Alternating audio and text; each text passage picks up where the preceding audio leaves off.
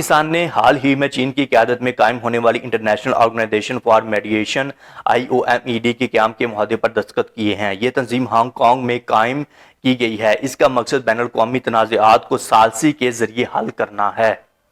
پاکستان کے نائب وزیر اعظم اور وزیر خارجہ اسحاق ڈار نے ہانگ کانگ میں منعقدہ دستخطی تقریب میں پاکستان کی نمائندگی کی۔ انہوں نے اس اقدام کو کثیر الجہتی نظام کو مضبوط بنانے اور عالمی امن و استحکام کے لیے اہم قرار دیا۔ انہوں نے کہا کہ پاکستان ثالثی اور مکالمے پر مبنی سفارت کاری کے فروغ میں فعال کردار ادا کرے گا۔ اب آپ دیکھیے کہ پاکستان ہانگ کانگ کے ساتھ بھی اپنے تعلقات بہتر کر رہا ہے، جس چائنا کی وش کی بیس کے اوپر۔ اور اس کے بعد چین کے وزیر خارجہ وانگ یی نے کہا کہ IOMED کا قیام جیت یا ہار کی ذہنیت سے ہٹ کر بین الاقوامی تنازعات کے پرامن حل کی طرف ایک قدم ہے۔ ہانگ کانگ کو اس تنظیم کا صدر دفتر بنانے کا مقصد اسے عالمی ثالثی کے مرکز کے طور پر فروغ دینا ہے۔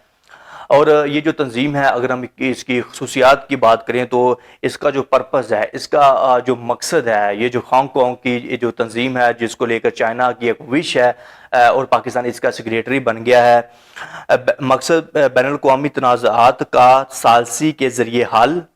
اور اس کے بعد Pakistan, Indonesia, Belarus, Cuba, Serbia اور دیگر ممالک نے اس میں شرکت کی ہے۔ صدر دفتر ہانگ کانگ کے وان چائی علاقے میں اس